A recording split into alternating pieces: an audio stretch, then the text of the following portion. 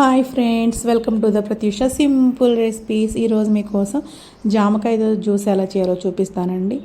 మీరు చూస్తున్నారు కదండి, ఈ జామకాయ వచ్చేసి మా ఇంట్లో మా చెట్టు కాసిన కాయనండి.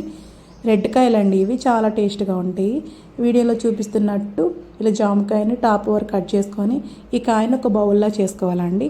ఇంకా లోపల ఉన్న గుజ్జు అంతా చక్క స్పూన్తో తీసేసుకోవాలండి. ఇలా తీసుకున్న గుజ్జునంతా ఒక మిక్సీ జార్లో యాడ్ చేసుకోవాలండి. మీరు కూడా ఇలా ట్రై చేయండి, చాలా టేస్ట్గా ఉంటుందండి.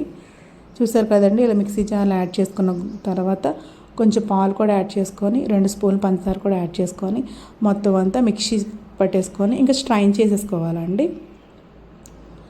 తర్వాత ఒక మూత తీసుకొని అందులో కొంచెం సాల్ట్, కారం యాడ్ చేసుకొని టాప్ వరకు కోసుకున్నాం కదండి, ఆ జామకాయని టచ్ చేస్తూ మొత్తం అంతా అద్దుకోవాలండి.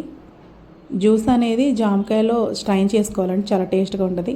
ఈ జ్యూస్ అనేది చుట్టూ అంత కారం టచ్ చేస్తూ తాగితే చాలా అంటే చాలా టేస్ట్గా ఉంటుందండి.